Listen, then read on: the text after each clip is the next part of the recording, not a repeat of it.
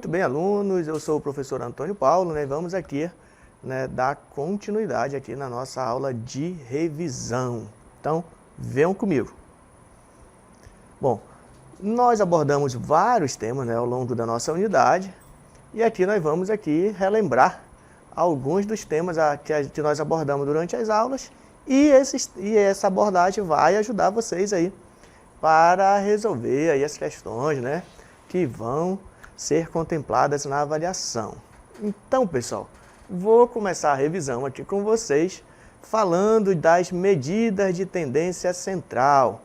O que são medidas de tendência central e quais são elas, né? Bom, as medidas de tendência central são valores que, de certa forma e de maneira condensada, trazem consigo informações contidas nos dados estatísticos. É um número. A medida de tendência central é um número que vai representar um conjunto de dados estatísticos, um conjunto de números, beleza? Continuando então, porque nós falamos, pessoal, aqui, quando falamos de medida de tendência central, uma das medidas que nós falamos foi a tão famosa aqui, ó, a média aritmética, que a gente representa aí por MA. E aí, o que é, então, a média aritmética? Como a gente calcula isso? Bora lembrar, então, ó, dado os valores numéricos obtidos em uma pesquisa, a média aritmética representa a média desses valores e é obtida por meio, aqui está a chave da questão, por meio da divisão de todos os valores pelo número de termos. A divisão da soma de todos os valores pelo número de termos. Aí nós temos aqui, né, uma formulazinha mágica aqui que ela vai nos ajudar a determinar o valor da média aritmética. E aí, pessoal, nós vamos ter um exemplo, né, para a gente praticar aí, para a gente relembrar. Lembrando, fica esperto aí, ó. No numerador nós vamos fazer a soma de todos os valores, tá legal? De todos os números que serão dados na questão. E no denominador nós vamos colocar a quantidade, o número de termos adicionados, a quantidade de números que nós temos lá no nosso conjunto de dados. Bom, vem comigo. Vamos lembrar aqui, ó. Exemplo. Em 7 partidas de um campeonato de futebol, uma equipe marcou a seguinte quantidade de gols em cada partida. Tá aqui os dados aqui, pessoal. 3, 2, 4, 0, 1, 3 e 1. Aqui é o conjunto de dados, né? A quantidade de gols marcados aí nas 7 partidas. Perguntam, qual foi a média de gols por partida dessa equipe durante o campeonato? Ele quer que a gente determine a média. E aí, nós vimos agora há pouco, nós vimos que a média nada mais é do que a soma de todos os valores, a soma de todos os valores dividido pelo número de termos adicionados. Então, vamos fazer isso, calcular a soma de todos os valores. Então, a média aritmética, a gente representa aqui por MA, vai ser a soma de 3 mais 2 mais 4 mais 0 mais 1 mais 3 e mais 1. Beleza? 1, 2, 3, 4, 5, 6, 7. Então, nós temos 7 dados. Então, nós vamos dividir por 7. Ó. Somente isso. Muito tranquilo. Então, a média aritmética é só a gente somar. 3 mais 2, 5, mais 4, 9, mais 0, 9, claro. Mais 1, 10, mais 3, 13, mais 1, 14. Então, ficamos no numerador 14 e no denominador 7. Então, nós podemos dizer que a média aritmética é 14 dividido por 7, que na verdade é 2, porque 14 dividido por 7 é 2. E aí, qual é o significado desse 2, pessoal? Tem que ficar claro isso para você. Esse 2 que nós encontramos é justamente, pessoal, a média da quantidade de gols feitos em cada partida. Quer dizer que, em média, né, no campeonato, esse time fez 2 gols por partida. Beleza? Vamos continuar porque tem outras medidas de tendência central que a gente precisa ainda ver. E a outra é a moda. A moda é a da mais tranquila, pessoal. Moda é o elemento que se destaca em um conjunto de valores por apresentar a maior frequência, mais se repete. Ou seja, é o elemento que mais aparece. Vejamos o exemplo, muito tranquilo. Olha o que diz o exemplo. Uma pesquisa realizada com 10 alunos de uma escola, com os alunos do 7º ano, tinha o objetivo de obter as idades de cada um desses alunos. Os dados coletados foram os seguintes. Temos aqui os dados. 11, 12, 13, 11, 11, 11, 12, 13, 14 e 15. Olha a pergunta. Qual é a moda desse conjunto de dados? Pessoal, para que você identifique aí a moda, fica esperto. É só você olhar para o conjunto de dados e perceber quais números mais se repetem. A moda é isso, aquilo que está na moda, aquilo que mais está sendo utilizado. Qual número mais foi utilizado no nosso conjunto de dados? Vem comigo para a gente fechar a resposta. Olha para cá. Quantas vezes nós temos o número 11? Nós temos uma vez, 2, 3, 4 vezes se repete o número 11. Tem outro número que se repete? Tem. Tem o 12. Nós temos o 12 duas vezes. Tem o 13 também que se repete, mas apenas se repete 2 vezes também. O 14 não se repete nenhuma vez e o 15 não há repetição. Diante disso, podemos afirmar então que a moda é justamente o número 11, tá, pessoal? Então, a moda é o número 11. Simbolicamente, nós costumamos dizer que a moda, onde fosse MO, no nosso caso é igual a 11. Por quê?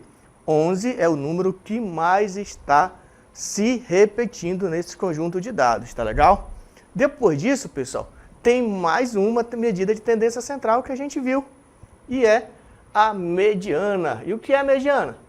É o valor que ocupa a posição central dos dados após, olha o detalhe, após estes serem organizados em ordem crescente ou decrescente, tá legal? Então tem que ficar esperto, porque para determinar a moda, não precisa organizar os dados, não é necessariamente preciso organizar os dados aqui, viu? Deu para a gente identificar a moda sem organizar os dados.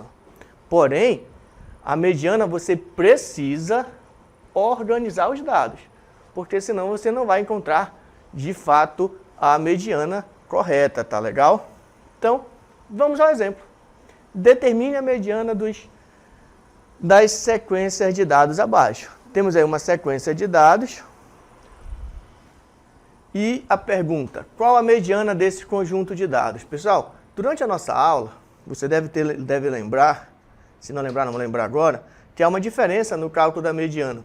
Quando os números, quantidade de termos são ímpares e quando a quantidade de termos for par, tá legal? Quando for ímpar, a mediana vai ser exatamente aquele número que vai estar ao meio, tá legal? Mas quando for par, nós vamos ter que fazer o cálculo de uma média entre os dois números que vão estar lá no meio da nossa sequência, dividindo a sequência em duas partes, tá bom? Vejamos aqui, temos a letra A, que é os números, e temos também a letra B. Vamos aqui que nós temos a questão comentada aqui. Bom, pessoal, perceba o seguinte, na nossa letra A, nós temos, o nosso conjunto de dados é formado por 9 elementos, tá legal? 9 termos. Logo, perceba que nós estamos diante de um número ímpar, tá legal? Quando for ímpar, a mediana será exatamente aquele único número que vai estar bem ao meio da sequência. E aí, para que você possa identificar a mediana, perceba que nós pegamos aqui, o nosso conjunto de dados, e escrevemos o que nós chamamos de rol. O que nós fizemos, na verdade? Nós organizamos os números em ordem crescente, tá legal? Poderia também fazer em ordem decrescente, mas eu te aconselho, nesse primeiro momento, fazer em ordem crescente, tá bom? Aí, pessoal, colocamos aqui, pegamos o 57, que ele era o menor, colocamos 57, depois 61, 64 e até o 85, que é o nosso maior número na nossa sequência, tá bom? Feito isso, nós temos que identificar qual número está exatamente ao meio, que está dividindo essa sequência de números ao meio. E aí, pessoal, olha para cá porque a mediana vai ser o 71, ele está ao meio. Perceba o seguinte, aqui para a direita, nós temos 4 números, certo? Aqui para a esquerda também tem 4 números. Ó. Perceba, ficou 4 números na esquerda, 4 números na direita, então o 71 é exatamente o número que está ao meio. Beleza? Então, mediana da letra A é 71. E na letra B, vem comigo. Temos aqui, ó, letra B, os dados são 32, 27, 15, 44, 15 novamente e 32. Detalhe aqui, ó, observe que a quantidade de termos, a quantidade de dados que nós temos é um número par. Nós temos 6 números. E aí, há uma outra maneira da gente interpretar e chegarmos na resposta aí da mediana, tá bom? Primeiro, detalhe, primeira coisa a fazer para determinar a mediana, precisamos colocar os dados em ordem, certo? Em ordem crescente ou decrescente. Desta vez, colocamos em ordem crescente. Percebam, pegamos o 15, ó, colocamos aqui, ó, isso aqui é o que nós chamamos de rol, né? Pegamos depois o 15 novamente, porque tem 2 vezes o número 15, ó. Então, 15 novamente. Depois o próximo, 27, ó. Trouxemos o cara para cá, ó. Depois 32. Trouxemos ele. Mas tem 2 32, então repetimos o 32 novamente. E, por fim, o último número é o 44. Perceba que só olhando, pessoal, para essa sequência, perceba que nós não conseguimos identificar um único número que está ao meio, tá legal? Que está dividindo essa sequência ao meio, né? Perceba que se eu dissesse que seria o 32, ó, perceba que aqui eu teria 2 números e aqui nós teríamos 3. Então, falhou. E se nós disséssemos que a mediana fosse o 27, ó, aqui nós teríamos 2 números e aqui nós teríamos 3. Falhou também, porque tem que dividir a sequência ao meio. Tem que ter a mesma quantidade de termos antes do 27, teria que ter a mesma quantidade depois do 27. Tá legal? Por que a gente não conseguiu identificar assim, direto? Porque nós temos uma quantidade par de dados, entendeu? De números do nosso conjunto. Nós temos uma quantidade par. Então, como resolve então, professor? Vem aqui, ó. Como essa amostra é formada por 6 elementos, que é um número par, a mediana será igual à média. Atenção, alunos. Média dos elementos central. Quer dizer, no caso, quando for par, não vai ter apenas um elemento no centro, vai ter 2 elementos no centro. Que no nosso caso aqui, ó, são esses 2 números aqui, ó. Esses 2 números, eles estão representando aí a parte central da nossa sequência. Agora sim, ó, perceba que para cá, ó, tem 2 números e aqui tem 2 números. Dividimos ao meio. Aí fica tranquilo, ó, fica só tu fazer o seguinte, ó, pega o 27, os 2 números centrais, ó, você soma 27 mais 32 e divide por 2, tá legal? Fazendo 27 mais 32, você obteve aqui 7 mais 2, 9, 59, né? Dividido por 2. E aí sim nós temos aqui, ó, que a mediana é 29,5, tá legal? Beleza, pessoal? Acho que deu para compreender e para lembrar aí a mediana. Vamos continuar aqui o estudo da nossa aula, nossa revisão, porque agora a gente vai revisar grandezas diretamente proporcional. Bora lembrar aí, né? O que são grandezas diretamente proporcional e o que são grandezas inversamente proporcional. Atenção, pessoal! Grandezas diretamente proporcional. São grandezas que, quando as duas são vamos lá, no texto. Dizemos que 2 grandezas são diretamente proporcionais quando as duas aumentam ou diminuem na mesma proporção. Isso é importantíssimo, pessoal, para vocês saberem analisar. Você saber analisar aí quando a grandeza é diretamente proporcional ou quando é inversamente proporcional.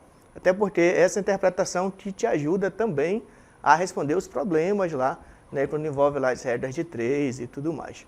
Bom, então, se uma grandeza aumenta e a outra também aumenta, estamos diante de grandeza diretamente proporcional. Também, ó, se uma diminui e a outra também diminui, pessoal, também é grandeza diretamente proporcional. E aqui nós temos um exemplo, que foi um resgate da nossa aula. Imagina só, se eu sei que um caderno, olha só, se eu sei que um caderno custa R$8, um caderno é igual a R$8, então com certeza 2 cadernos custa 16, 3 custa 24, 4, 32, 5, 40 e 6, 48. Perceba o seguinte, quanto mais aumenta a quantidade de caderno, mais aumenta o preço em reais, aumenta o valor a pagar, tá legal? Quanto mais aumenta a quantidade de caderno, mais aumenta o valor a pagar. Então, diante disso, nós estamos sabendo disso, estamos então diante de grandeza diretamente proporcional, tá legal? Vejamos a característica da grandeza inversamente proporcional. Dizemos que duas grandezas são inversamente proporcionais quando uma aumenta, olha o detalhe, uma aumenta e a outra diminui, ou vice-versa, pode ser que uma diminua e a outra aumenta. Então, quando isso acontecer, estamos diante de grandezas inversamente proporcional. Olha o exemplo que nós trouxemos. Quantidade de torneira e duração em horas para encher uma piscina. Imagina só, se duas torneiras enchem uma piscina em 12 horas, olha só. Olha a lógica, se duas torneiras enchem uma piscina em 12 horas, com certeza 4 torneiras vão encher uma piscina em 6 horas, certo? À medida que aumenta a quantidade de torneira, o tempo diminui. Se aumento para 8 a quantidade de torneira, o tempo que era 6, quando foi 4, o tempo vai reduzir para 3. O que tem que ficar claro aqui para você? Tem que ficar claro que, à medida que aumenta a quantidade de torneira, a duração do tempo para encher a piscina vai diminuindo. Perceba, está aumentando. 2, 4, 6, 8, 12, né? E o tempo nós tínhamos 12, 6, 3 e depois 2, tá legal? Então, se uma grandeza aumenta, a grandeza quantidade de torneira aumenta, a grandeza tempo, que é a duração de hora em horas para encher a piscina, diminui. Então, estamos diante de grandeza inversamente proporcional, tá legal? Tem que ficar bem claro isso para você e você tem que saber diferenciar, tá, pessoal? Quando grandezas são diretamente proporcional e quando as grandezas são inversamente proporcional. Vamos aqui, pessoal, fazer mais alguns exemplos para a gente praticar. Beleza. Vamos lá, então. Isso aqui é muito importante. Grandeza diretamente proporcional. O professor vai colocar aqui algumas para você, tá bom? Pensa comigo aí, ó. Distância e o tempo. São grandezas diretamente proporcional. Por quê? Porque à medida que aumenta a distância, pessoal, deixa eu botar unidade, tá bom? Em quilômetro e aqui em hora. À medida que aumenta a distância, com certeza o tempo para você fazer uma viagem também vai aumentar. Se a distância for maior, o tempo também aumenta. Então, nesse caso, nós dizemos que a grandeza é diretamente proporcional, as grandezas são diretamente proporcional, e vamos representar assim, ó, grandeza com a letra D, D para diretamente direta, e P para intuitiva a palavra proporcional, tá legal? Beleza? Acompanha comigo aí, ó, distância e tempo diretamente proporcional. Outra grandeza, pensa aí rapidão, quantidade de água e valor a pagar. Quantidade de água e a outra grandeza, valor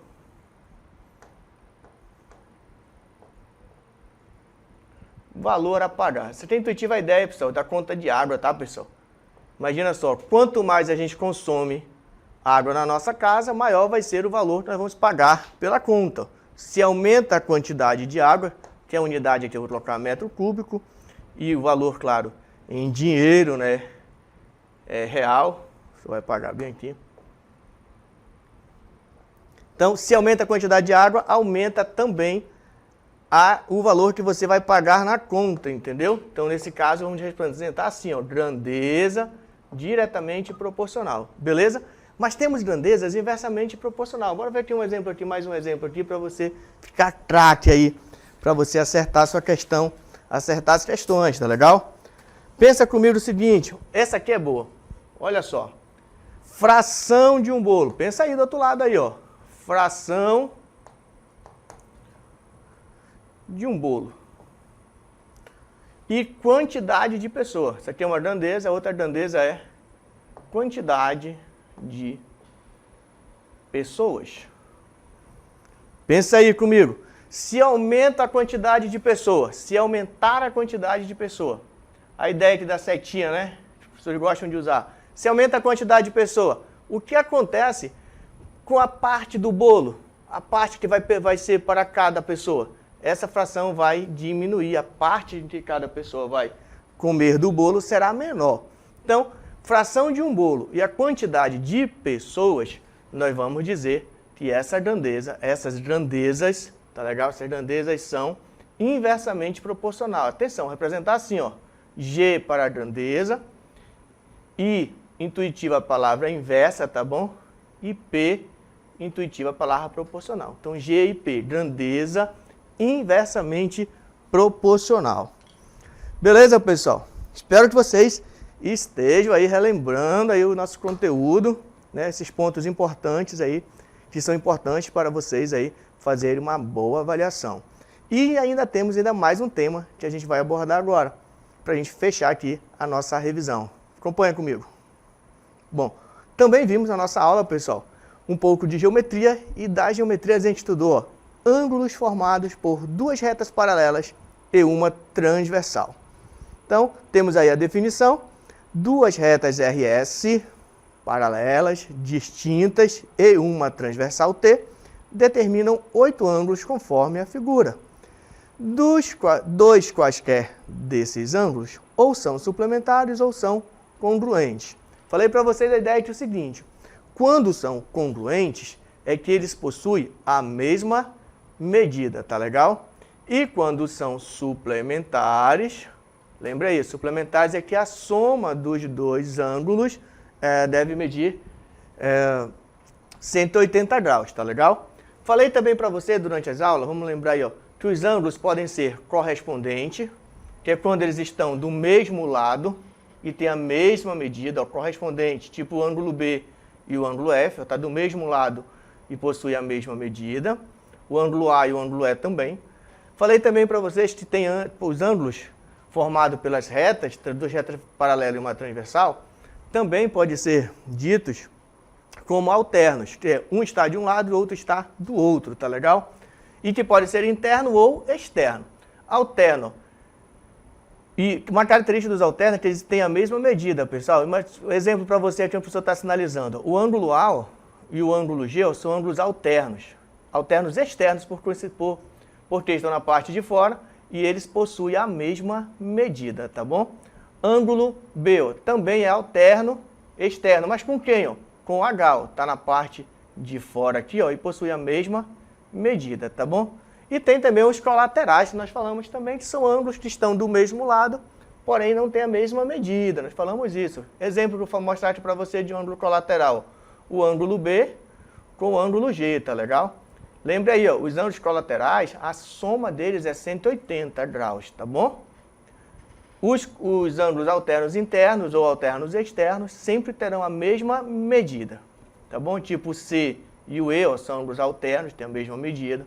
O D e o F alterno têm a mesma medida, tá legal? O ângulo A com o ângulo H já são ângulos colaterais, porque a soma desses ângulos, esses dois ângulos, formam 180 graus, beleza? Vamos a mais um exemplo para a gente fechar de vez aqui e tirar suas dúvidas. Determine o valor real de x, sabendo que as retas RS são paralelas.